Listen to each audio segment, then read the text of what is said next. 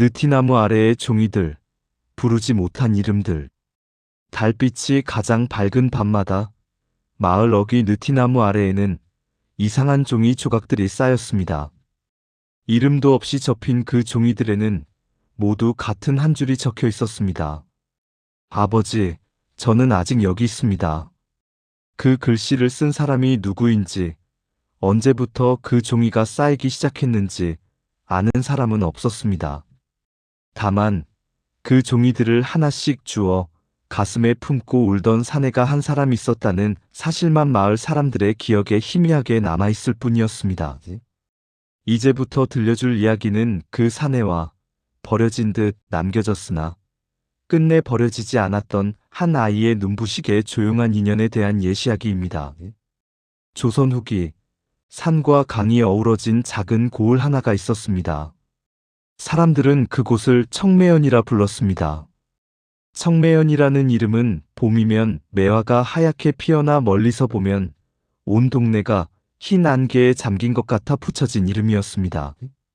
청매연은 산으로 둘러싸인 평화로운 마을이었습니다. 사람들은 대부분 농사를 짓거나 나무를 하며 살았습니다.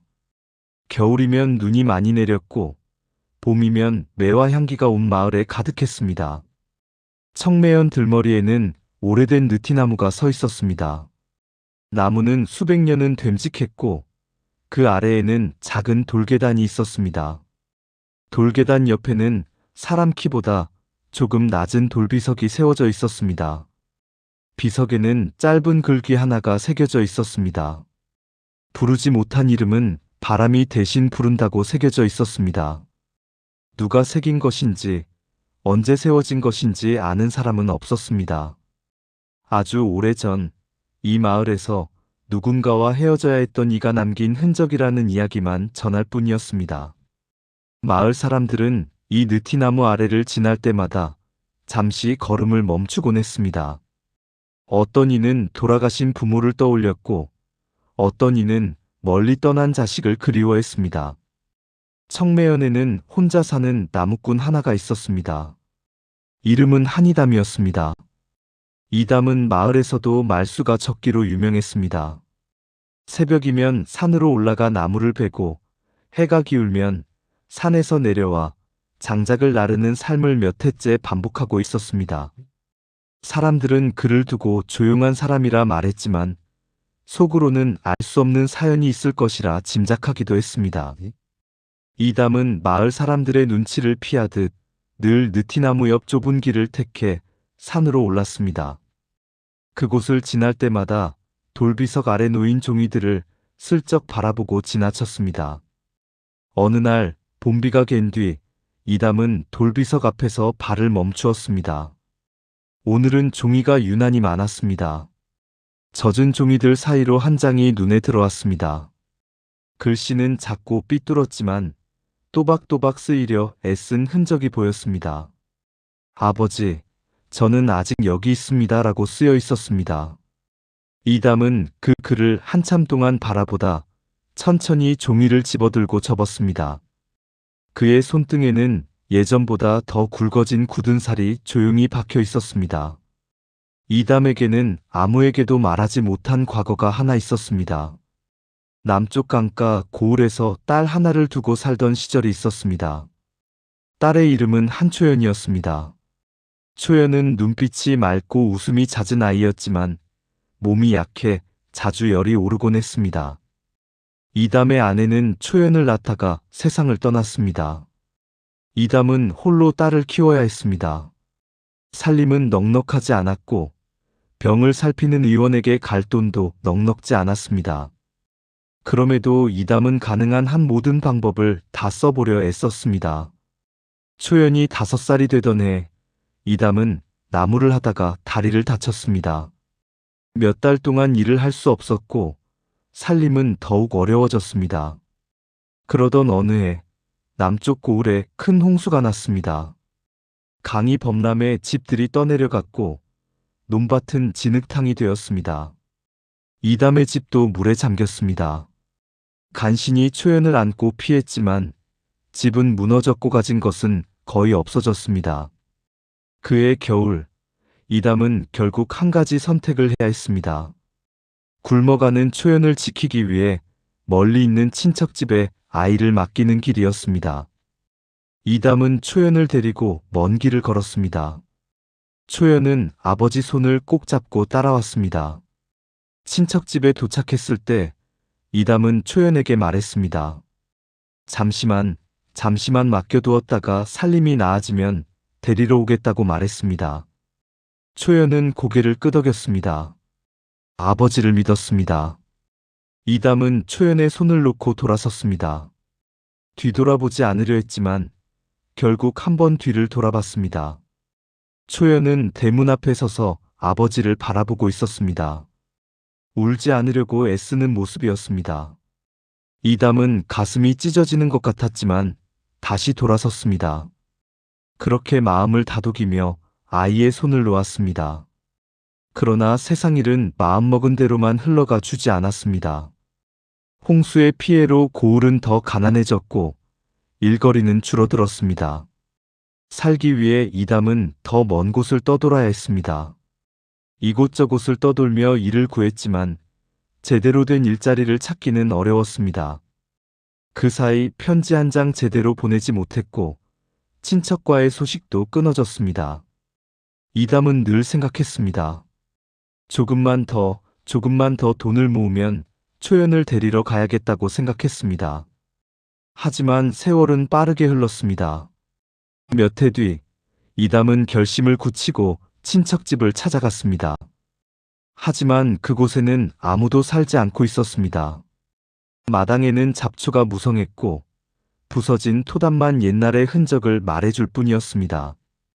이담은 이웃집 사람에게 물었습니다. 여기 살던 사람들이 어디로 갔느냐고 물었습니다. 이웃 사람이 대답했습니다. 몇 해 전에 다른 고을로 이사를 갔다고 어디로 갔는지는 모른다고 말했습니다. 이담은 절망했습니다. 초연의 이름을 아는 이도 이제 거의 남아있지 않았습니다.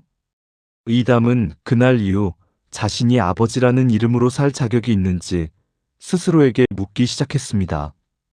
그리고 남쪽 고을을 떠나 사람들이 자신을 잘 모르는 이 청매연까지 흘러들어온 것이었습니다. 청매연에서의 삶은 고요했지만 늘 죄책감이 함께했습니다. 나무를 벨 때마다 어딘가에서 작은 손이 자신을 부르는 것 같았고 밤마다 장작더미에 기대 눈을 감을 때마다 초연의 얼굴이 떠올랐습니다. 이담은 스스로를 벌하듯 혼자 살았습니다. 누구와도 가까워지지 않으려 했고 마을 모임에도 나가지 않았습니다. 그러던 어느 날 이담은 산길에서 낯선 아이 하나를 발견했습니다. 아이는 커다란 보따리를 끌어안은 채 길가 바위에 기대 앉아 있었습니다. 옷은 여기저기 헤어져 있었고 발은 진흙에 젖어 있었습니다. 아이가 들고 있는 보따리에서는 약간의 쌀 냄새와 마른 풀 냄새가 섞여 나왔습니다. 이담이 다가가자 아이는 깜짝 놀라 보따리를 더 세게 끌어안았습니다. 눈빛에는 두려움과 경계심이 가득했습니다. 그러나 조금 더 자세히 들여다보니 그 눈동자 깊은 곳에는 기다림이라는 감정이 얼기설기 엉켜 있는 것 같았습니다. 이담이 물었습니다. 어디서 왔느냐고, 집은 어디냐고 물었습니다. 아이는 한참을 망설이다가 조용히 대답했습니다. 집이 없다고, 며칠째 이 근처를 맴돌고 있다고 말했습니다. 이담이 물었습니다. 이름이 무엇이냐고 물었습니다. 아이가 대답했습니다. 진호라고 말했습니다. 진호는 마을 어디에도 제대로 들어가지 못한 채 돌계단 주변을 서성이고 있었다고 말했습니다. 이담은 아이가 있는 방향을 따라 시선을 옮겼습니다. 느티나무 아래 돌비석, 그리고 그 아래 젖은 종이들이 쌓여 있었습니다. 진호가 말했습니다. 그곳에 들렀다가 종이에 글을 써서 두고 가는 사람들을 몇 번 본 것 같다고 말했습니다. 어떤 날엔 밤에 몰래 찾아온 이가 눈물을 흘리며 종이를 접어두고 갔고, 어떤 날엔 아이처럼 보이는 사람이 한참 동안 서서 고민하다 결국 종이 한 장을 구겨버리고 갔다고 말했습니다. 진호는 글을 몰랐습니다. 그러나 종이를 쓰고 접어두는 사람들의 얼굴에 무슨 감정이 담겨 있는지는 알 수 있었습니다. 그 얼굴에는 후회와 미련과 그리움이 섞여 있었습니다. 이담은 진우를 보며 오래전 자신이 놓아버린 초연을 떠올렸습니다. 초연도 지금쯤 이 아이처럼 어디선가 누군가를 기다리고 있을까 생각했습니다. 이담이 물었습니다. 배가 고프냐고 물었습니다. 진우는 고개를 끄덕였습니다. 이담은 진우를 자신의 집으로 데려갔습니다. 집은 작고 허름했지만 따뜻한 아궁이가 있었습니다. 이담은 진우에게 따뜻한 죽을 끓여주었습니다. 진우는 처음에는 경계했지만 배가 너무 고파 결국 죽을 먹었습니다. 숟가락을 쥔 손이 떨렸지만 끝까지 남김없이 먹었습니다. 이담이 물었습니다. 부모는 어디 있느냐고 물었습니다. 진우는 한참을 망설이다가 대답했습니다. 진우에게는 짧은 삶에 비해 지나치게 많은 상실이 있었습니다. 어릴 적 어머니는 병으로 세상을 떠났습니다. 아버지는 쇠를 다루는 일을 했지만 사고로 손을 크게 다치는 바람에 일을 오래 잊지 못했습니다.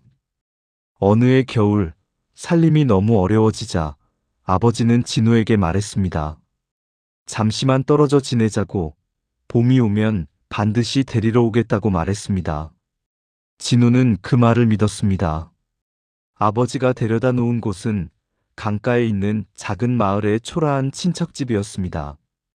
처음 몇 날은 아버지가 다시 나타날 것을 믿고 매일 아침 강가로 나가 물이 흘러가는 방향을 바라보았습니다.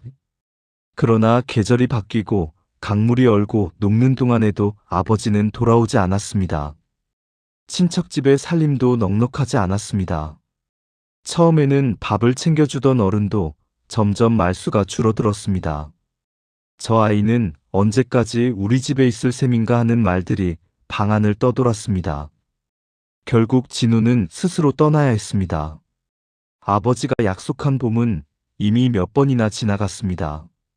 어디로 가야 할지 아는 것은 없었지만 어딘가에 자신을 다시 찾으러 올 사람이 있을 것이라는 마음만 붙들고 있었습니다. 그렇게 떠돌다 도착한 곳이 바로 청매연이었습니다. 느티나무 아래의 종이들을 보며 진우는 생각했습니다. 글을 쓸 줄 알았다면 나도 누군가에게 말을 건넬 수 있었을까 생각했습니다. 저는 아직 여기 있습니다 라고 말하고 싶었지만 그 말을 담을 종이고 글씨가 그에겐 없었습니다.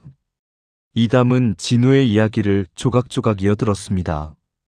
아이는 말이 많지 않았고 말보다 눈빛으로 더 많은 것을 이야기했습니다. 이담은 진우를 보며 생각했습니다. 예전에 자신이 놓아버린 아이도 이런 마음이었을까 생각했습니다. 이담의 가슴은 진우를 볼 때마다 묵직해졌습니다. 그는 답할 수 없었습니다. 초연이 어디에 있는지, 지금 살아있는지조차 알 수 없었기 때문입니다. 그러나 적어도 지금 이 순간 눈앞에 이 아이만큼은 2번 버려지게 하고 싶지 않았습니다. 이담이 말했습니다. 여기서 잠시 머물러도 좋다고, 먹을 것과 잘 곳은 있다고 말했습니다. 진우는 놀란 얼굴로 이담을 바라보았습니다. 정말이냐고 물었습니다. 이담은 고개를 끄덕였습니다.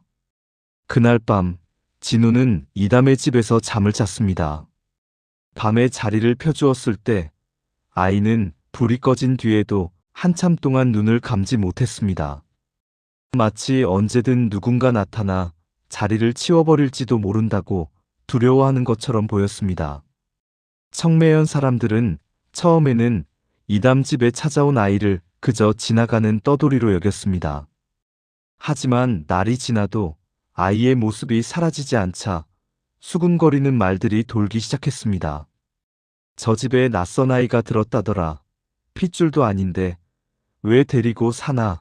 예전에 이담에게도 딸이 있었다 하지 않았나 하는 말들이 돌았습니다.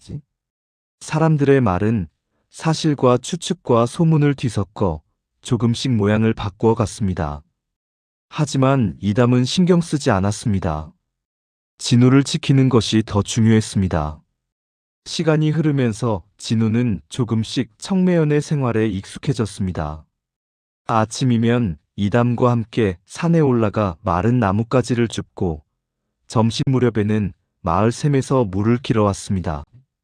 장터에 장작을 내다 놓을 때면 시끄러운 소음 속에서도 늘 이담 곁에서 떨어지지 않았습니다. 처음에는 그저 따라다니기만 하던 진우의 손이 어느 날부터인가 스스로 장작을 나르기 시작했습니다. 마을 어른들은 그 모습을 보고 말없이 고개를 끄덕였습니다. 저 아이 눈빛이 예전과 다르다고 말했습니다. 어느 날 이담은 진우에게 물었습니다. 글을 배우고 싶으냐고 물었습니다. 진우는 눈을 빛내며 고개를 끄덕였습니다.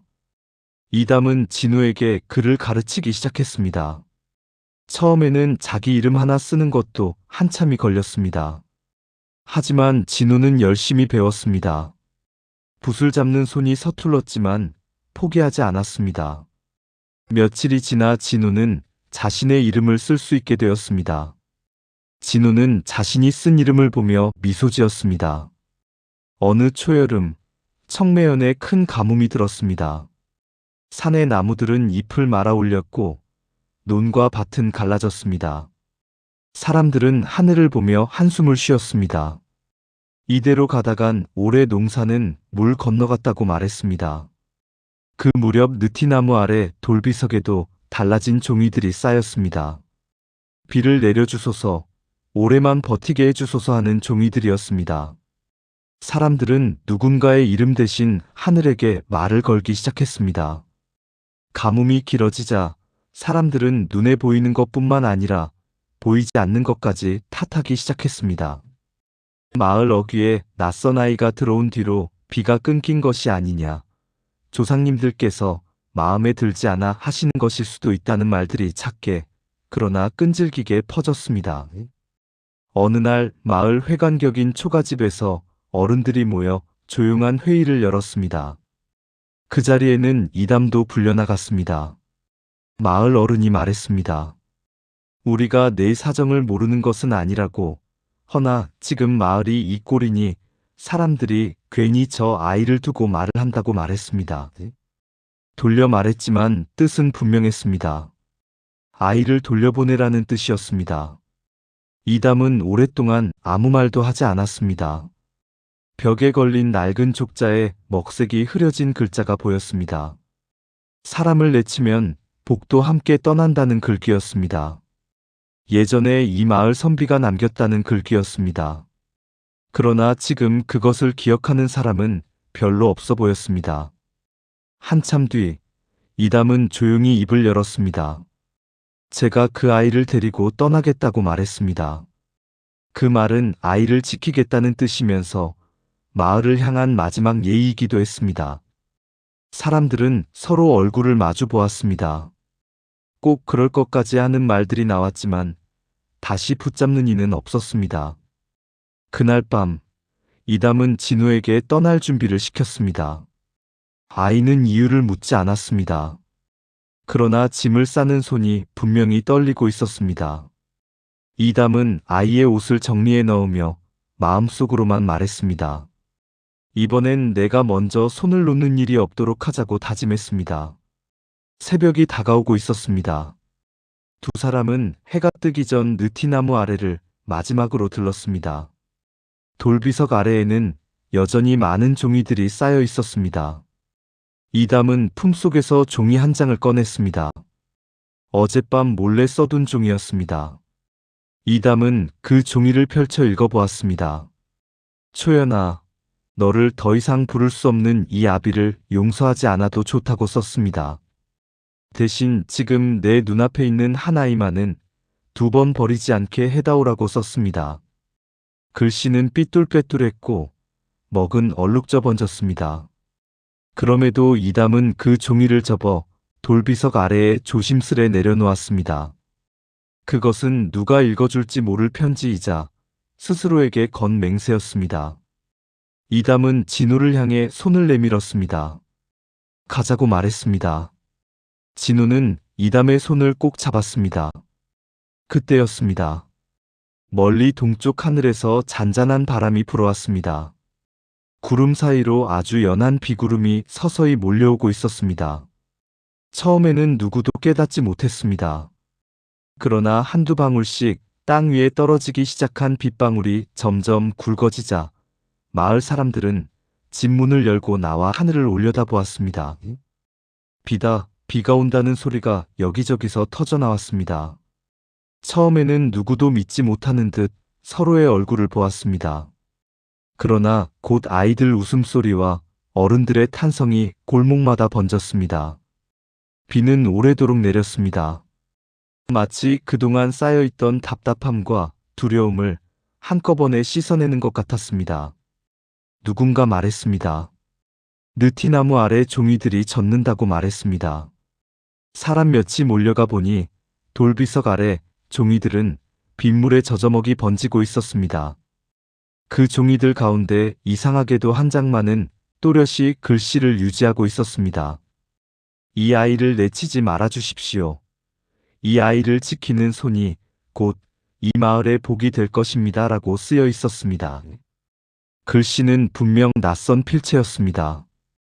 그러나 어딘가 이담의 글과 닮은 듯 다르기도 했습니다. 사람들은 놀라 서로의 얼굴을 바라보았습니다. 이 말을 누가 언제 썼는지 아는 이는 없었습니다. 다만 누군가 두 사람을 위해 기도처럼 글을 남겨놓았다는 사실만 사람들의 가슴을 울렸습니다. 그 순간 마을 어른 중 한 사람이 말했습니다. 머슴 이담, 네가 떠난다 했으니 마음의 준비를 하였으나 하늘이 글로 말렸으니 우리가 어찌 그 뜻을 거스르겠느냐고 말했습니다. 조용히 웃는 이도 있었고 눈시울을 훔치는 이도 있었습니다. 그날 이담과 진우는 떠나지 않았습니다.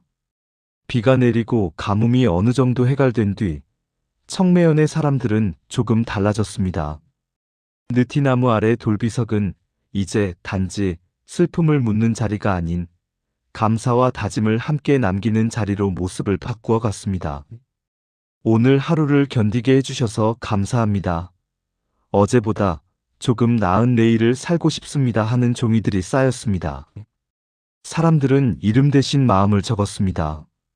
진우는 이담에게 글을 배웠습니다. 처음에는 자기 이름 하나 쓰는 것도 한참이 걸렸습니다. 그러나 이름을 또박또박 적어 내려가는 동안 진우는 이 세상 어디엔가 자신이 있다는 사실을 조금 더 믿게 되었습니다. 한참 뒤 진우가 처음으로 느티나무 아래에 남긴 글은 이 한 줄이었습니다. 아버지, 저는 아직 여기 있습니다. 하지만 이제 혼자가 아닙니다. 라고 썼습니다. 이담은 그 글을 보고 말없이 고개를 숙였습니다. 자신에게 건 말인지 어디에 있을지도 모를 다른 누군가에게 건 말인지 알 수 없었습니다. 그러나 상관없었습니다. 중요한 것은 진우가 이제 어딘가에 있다고 스스로 말할 수 있게 되었다는 점이었습니다. 몇 해가 더 흐르고 진우는 어느새 장정이 되었습니다. 어릴 적 떨리던 손은 이제 장작더미를 거뜬히 들어 올릴 수 있을 만큼 단단해졌습니다. 청매연 사람들은 이담을 말할 때면 이제 조용한 나무꾼이라기보다는 아이를 키워낸 사람이라 불렀습니다. 어느 겨울밤 눈발이 소복이 쌓이는 날 낯선 사내 하나가 청매연에 찾아왔습니다. 옷은 헤어져 있었고 발에는 흙과 눈이 뒤섞여 있었습니다. 그의 얼굴에는 오랜 세월 방황한 이의 그림자가 드리워져 있었습니다. 사내는 느티나무 아래 돌비석 앞에 멈춰서서 온몸을 떨었습니다. 돌비석 아래에는 진우가 남긴 종이가 아직도 자리를 지키고 있었습니다. 아버지, 저는 아직 여기 있습니다. 하지만 이제 혼자가 아닙니다. 라고 쓰인 종이었습니다. 사내는 그 글을 읽고 바닥에 무릎을 꿇었습니다. 말은 나오지 않고 눈물만 떨어졌습니다. 그 사내가 누구인지는 굳이 설명하지 않아도 알 수 있을 것입니다. 그는 진우가 오랫동안 기다렸던 봄에 데리러 오겠다고 말했던 그 사람, 진우의 아버지였습니다. 진우는 마을에서 돌아오는 길에 느티나무 아래에 서 있는 사내를 보았습니다. 멀리서 본 그 모습은 예전에 자신을 친척집에 남겨두고 돌아서던 뒷모습과 어쩐지 닮아 있었습니다. 진우는 천천히 걸어가 돌비석 앞에 섰습니다. 어떤 말이 먼저 나와야 하는지 알 수 없었습니다. 오랜 침묵 끝에 진우는 이담을 떠올렸습니다. 2번 버리지 않으려 자신을 지켜준 손, 글자를 가르쳐주며 함께 살아준 사람을 떠올렸습니다. 그 손이 지금 자신의 등을 조용히 떠미는 듯 했습니다. 진우는 조심스럽게 말했습니다. 아버지라고 불렀습니다. 사내는 고개를 들어 진우를 바라보았습니다. 아들의 모습은 많이 달라져 있었지만 눈빛은 여전히 그때 그 아이였습니다. 사내가 떨리는 목소리로 말했습니다. 미안하다고, 정말 미안하다고 말했습니다. 진우는 한참을 침묵했습니다. 그리고 천천히 말했습니다. 버려졌다는 기억보다 이제는 누군가와 함께 서 있다는 사실이 더 소중해졌다고 말했습니다. 사내는 고개를 깊이 숙였습니다.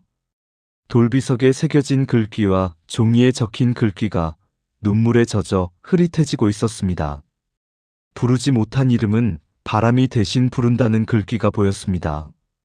그러나 이제는 바람이 아닌 사람의 입으로 이름이 불려도 되는 때가 온 듯 했습니다. 그 후로 청매연 사람들은 느티나무 아래를 지날 때마다 가끔 발걸음을 멈추었습니다. 거기에는 이제 슬픔만이 아닌 수많은 인연의 글들이 겹겹이 쌓여 있었습니다. 떠난 이에게 보내는 인사, 지키고 싶은 사람을 향한 다짐, 그리고 스스로에게 건 약속들이 쌓여 있었습니다. 누군가는 이야기를 정리하며 이렇게 말했습니다. 한 아이의 저는 아직 여기 있습니다 라는 말이 한 사내를 돌아오게 했고 한 마을의 마음을 깨웠다고 말했습니다. 사람 사이의 인연은 끊어지는 듯 보여도 어딘가에서 보이지 않는 실로 이어져 있습니다. 그 실을 완전히 놓아버릴 것인지 한 번 더 붙잡을 것인지는 살아있는 사람들의 몫입니다. 오늘 밤 이 이야기를 들은 당신도 생각해 보십시오. 혹시라도 마음속에 끝까지 부르지 못한 이름이 있다면 그 이름을 한번 종이에 적어 보십시오. 누가 읽어줄지 몰라도 그 이름을 적는 순간 당신은 이미 그 사람을 향해 한 걸음 더 다가선 것이니까요. 그리고 조용히 덧붙입니다. 버려진 듯 남겨진 인연도 누군가의 마음이 닿으면 다시 시작될 수 있습니다. 편안한 밤 되십시오.